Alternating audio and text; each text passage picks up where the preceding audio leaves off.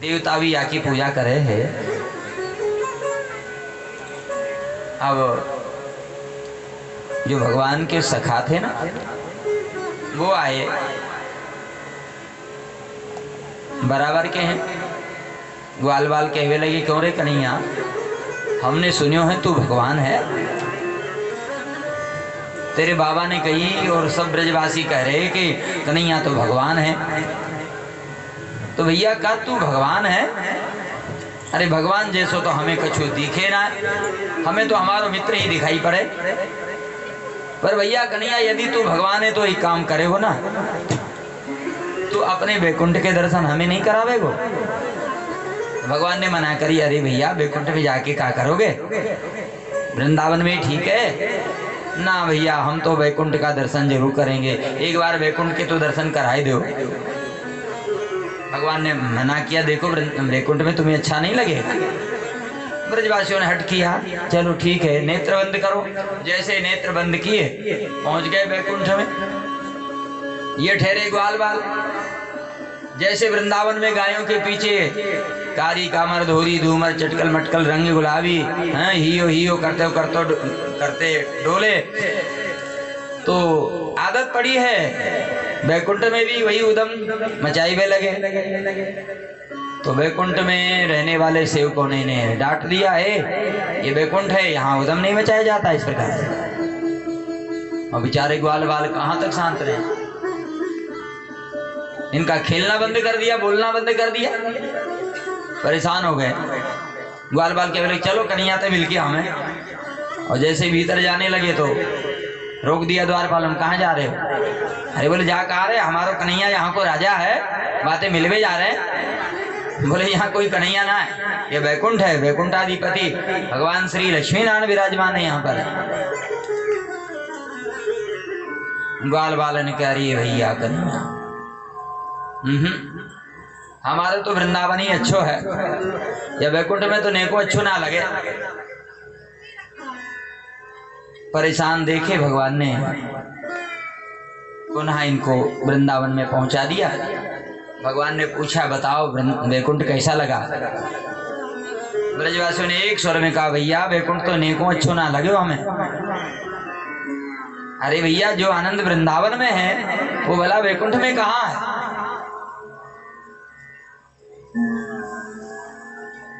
इस प्रकार से भगवान ने बैकुंठ के दर्शन कराए। आगे श्री सुखदेव भगवान वर्णन करते हैं कि एक बार भगवान गैया चराते हुए मथुरा के समीप पहुंच गए और बड़ी जोर से भूख लगी थी उस दिन। रोज तो कुछ ना कुछ भोजन लेकर के जाते थे, लेकिन आज कुछ ले नहीं गए थे। तो भूख लगी तो अपने ग्वाल बालों से कहा भैया देखो यहाँ से थोड़ी दूर पर जो है मथुरा के 24 ब्राह्मण यज्ञ कर रहे हैं, तो तुम जाओ उनसे कुछ भोजन प्रसाद लेकर के आओ। अब ये ग्वाल बाल वहां पहुंचे, ब्राह्मणों से जाकर के इन्होंने प्रार्थना किया, राम राम किया, हे विप्रदेव हम आपको प्रणाम करते हैं और हम श्री कृष्ण और बलराम के सखा हैं। हमारे कृष्ण और बलराम को भी भूख लग रही है और हमें भी भूख लग रही है, तो कुछ प्रसाद हमें मिलेगा क्या? ये ब्राह्मण उनको पहचान नहीं पाए और इन ब्राह्मणों ने जो है ग्वाल बालों से मना कर दिया। बोले अभी यज्ञ पूरा नहीं हुआ है, यज्ञ की पूर्णाहुति नहीं हुई है। जब यज्ञ की पूर्णाहुति हो जाएगी तब आपको कुछ प्रसाद मिल सकता है। बेचारे खाली हाथ आ गए और भूख लग रही थी, परेशान। भगवान ने पूछा भैया कछु लाए खाए हुए के ताई? ग्वाल वाला ने एक स्वर में कहा भैया कछु ना लाए। अरे उन ब्राह्मणन ने तो हमारी राम राम हो ना लीनी, प्रसाद देवे की तो बात दूर रही, प्रेम से बात भी नहीं करी हमसे। भगवान ने कहा भैया तुम एक बार और जाओ। ग्वाल वालों ने मना कर दिया, बोले ना भैया अब हम ना जाएंगे। क्यों? अरे भैया, जब वो हमसे बात ही ना करे तो हम क्यों जाएं उनके पास? भगवान ने कहा आपकी बार तुम उनकी पत्नियों के पास जाओ, जो ब्राह्मणियां हैं वो बड़ी दयालु है, उनके पास जाओ। ठीक है भैया, चले जाएंगे। ग्वाल बाल फिर गए। अब जहां वो यज्ञ कर रहे थे, यज्ञ के पास में ही जो है उनके घर बने हुए थे। तो ये ग्वाल बाल जो है यज्ञ के बगल में से जाने लगे उनके घरों में। ये ब्राह्मण देख रहे थे कि अरे ये ग्वारिया अब तो हमारे घरों में जा रहे हैं,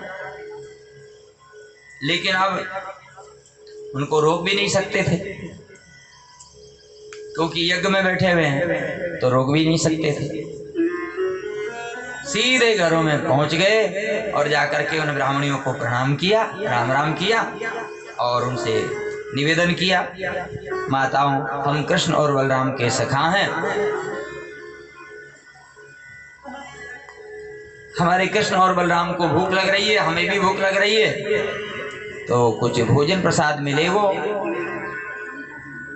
इन ब्राह्मणियों ने कृष्ण और बलराम के बारे में सुन रखा था कि कृष्ण और बलराम नाम के दो बालक हैं ब्रज में, जो भगवान के ही अवतार हैं। भगवान के पराक्रम के बारे में भी सुन रखा था।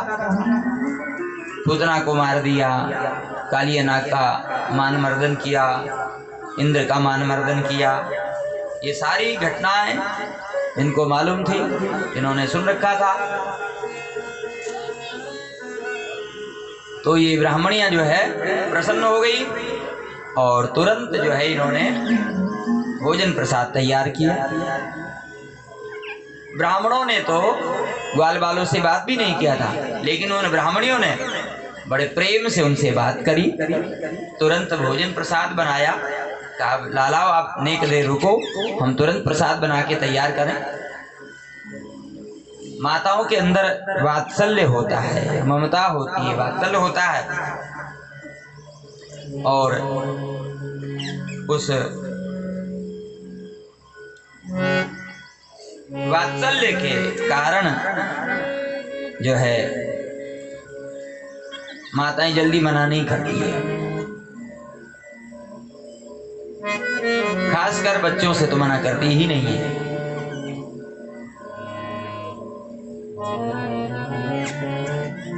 दयालु स्वभाव होता है, सेवा भावी होती है। तो उन ब्राह्मणों ने तुरंत प्रसाद बनाया और ग्वाल बालों के साथ में चलती प्रसाद लेकर के। वो ब्राह्मण रोकते रह गए, उनकी तरफ देखा भी नहीं, और कृष्ण बलराम के पास में पहुंची। भगवान को देखा इन्होंने,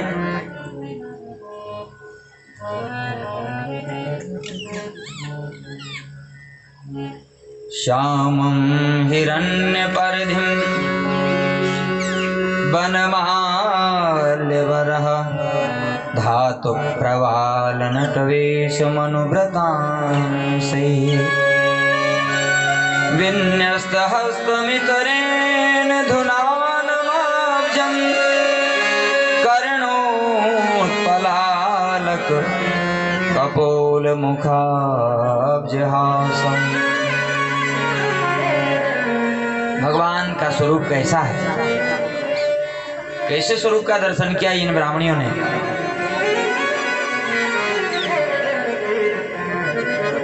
श्यामं हिरण्यपर्धिं वनमाल्यवरः धातु प्रवालनटवेशमनुव्रतांसि। भगवान का श्याम वर्ण है, वनमाला धारण कर रखी है, नटों जैसा वेश बना रखा है, और एक हाथ में वेणु है और एक ही कनेर के पुष्प को प्रभु कभी दाएं कान में लगाते तो कभी बाएं कान में। कपोल मुखाब्ज हासम, जब भगवान मुस्कुराते हैं तो भगवान के गालों में गड्ढे पड़ जाते हैं। ऐसे भगवान के स्वरूप को दर्शन किया और भगवान ने इन गोपियों का, इन ब्राह्मणों का स्वागत किया। स्वागतम वो महाभागा हास्यतां करवां किं यन्नोदि द्रक्षया प्राप्ता उपपन्नम इदं हिवा। माताओं आपका स्वागत है, स्वागत है, आओ आओ माताओं आपका स्वागत है। और अभी भगवान की अवस्था 7 वर्ष की है, उनके सखा भी समकक्ष, उनकी समान आयु वाले हैं।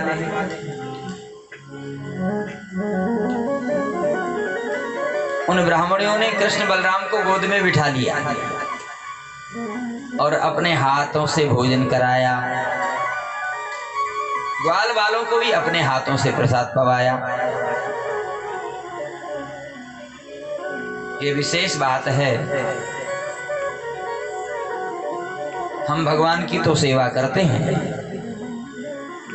भगवान की पूजा तो करते हैं, लेकिन भगवान के भक्तों का सम्मान नहीं करते, तो भगवान इससे प्रसन्न नहीं होते हैं। ठाकुर जी की प्रसन्नता के लिए भगवान के जो भक्त हैं उनका सम्मान विशेष रूप से। भगवान स्वयं कहते मोते अधिक संत करि लेखा, मुझसे भी बढ़कर के मेरे संतों को समझना।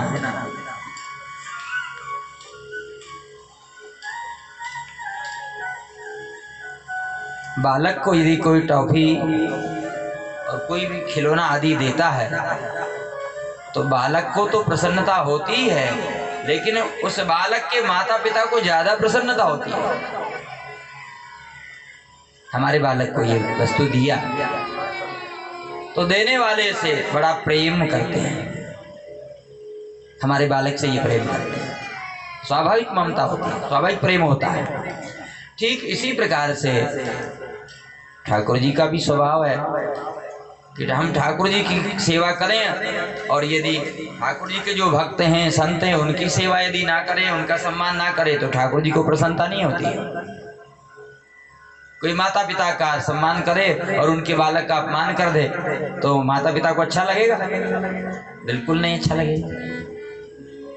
इस प्रकार से उन ब्राह्मणियों ने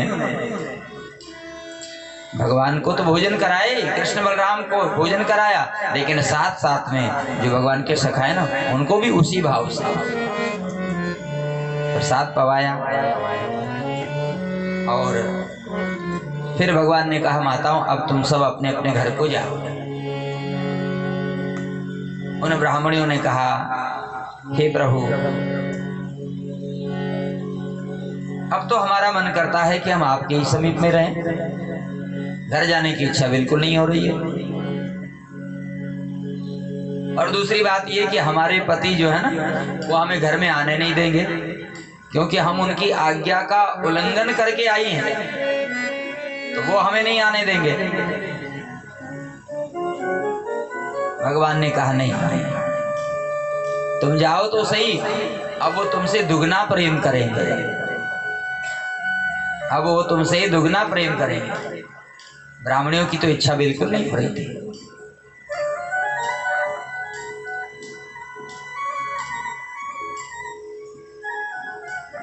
जीव का स्वाभाविक लगाव जो ना परमात्मा से होता है।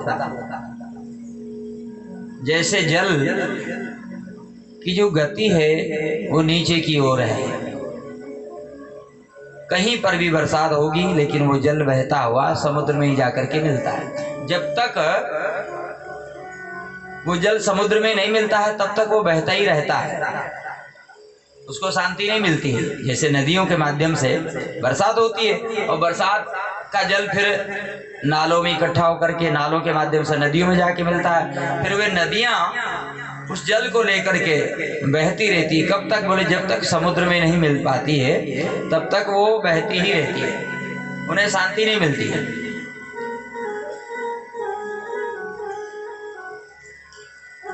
बादलों ने जो वर्षा करी है वो जल आया कहां से?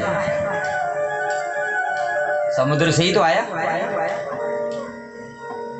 बादल समुद्र में से जल को लेकर आए, उन्होंने जल को वर्षा दिया, वर्षा कर दिया, और वो जल फिर एक एक बूंद एकत्रित होकर के नाले में पहुंच गया, नाले से नदी में पहुंच गया,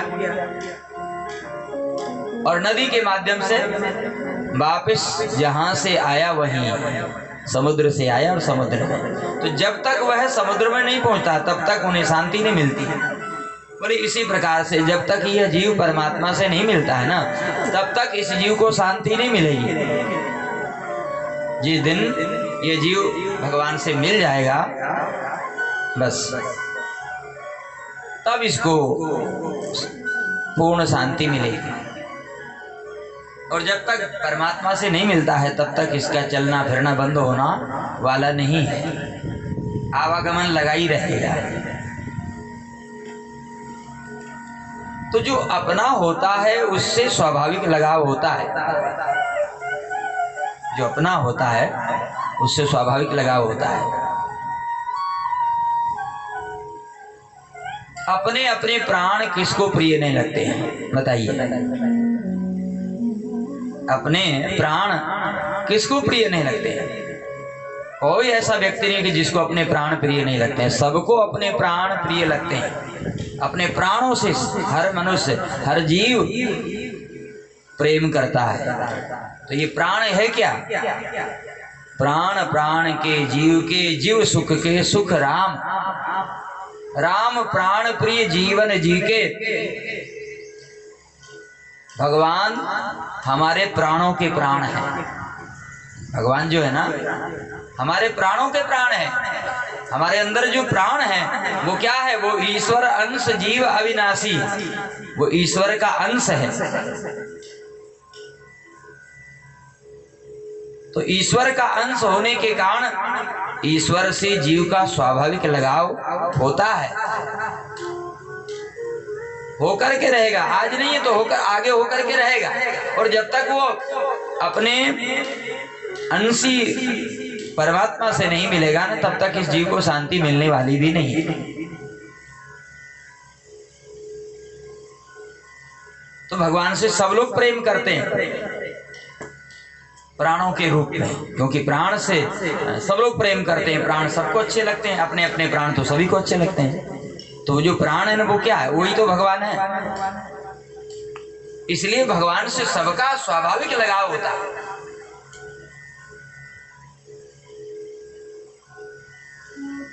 तो ये गोपियां जो है, ये मथुरा की जो ब्राह्मणियां है, भगवान को छोड़कर जाना नहीं चाहती है,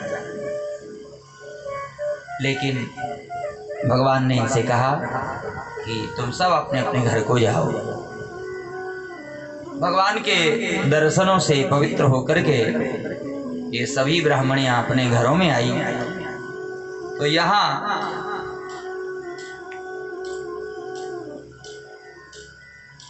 इनके पतियों ने जब इनके दर्शन किए तो ब्राह्मणियों के दर्शन करने से उन ब्राह्मणों की भावना भी बदल गई, बुद्धि शुद्ध हो गई। और वो ब्राह्मण कहने लगे, धिक्कार है हमारे इस जन्म को, धिक्कार है हमारी विद्या को, धिक्कार है हमारे ऊंचे कुल को, धिक्कार है हमारे धन को, धिक्कार है हमारे इस रूप को, जिस धन विद्या उच्च कुल के अभिमान में आकर के हम परमात्मा तक नहीं पहुंच सके, पास में आए हुए प्रभु का हम दर्शन नहीं कर सके। तो धिक्कार है हमारे इस जन्म को, धिक्कार है हमारी विद्या को। हम विद्या के अभिमान में आकर के भगवान तक नहीं पहुंच सके, उनके दर्शन नहीं करने गए। और हमारी पत्नियों को देखो, ये भगवान के दर्शन करके आ गई। तो इन्हें पश्चाताप होने लगा। तो जब जीव पश्चाताप कर लेता है, अपनी भूल तो सबसे होती है, लेकिन भूल होने के बाद यदि उसको स्वीकार कर ले और उसका प्रायश्चित कर ले, तो सबसे बड़ा प्रायश्चित है कि अपनी भूल को स्वीकार कर ले। जो हमसे भूल हुई है उसे स्वीकार कर लेना ही सबसे बड़ा प्रायश्चित होता है कि अब आगे से भूल नहीं करें। इन ब्राह्मणों ने अपनी भूल को स्वीकार किया, क्योंकि भगवान के दर्शन करके आई थी इनकी पत्नियां, तो उनका दर्शन करने से इनकी बुद्धि भी शुद्ध हो गई। ब्राह्मण कहने लगे, देवियों तुम हो तो हमारी पत्नियां, लेकिन अब तो हमारा मन करता है कि हम तुम्हें प्रणाम करें। ब्राह्मणियों ने कहा, नहीं स्वामी, हम ही आपको प्रणाम करेंगे।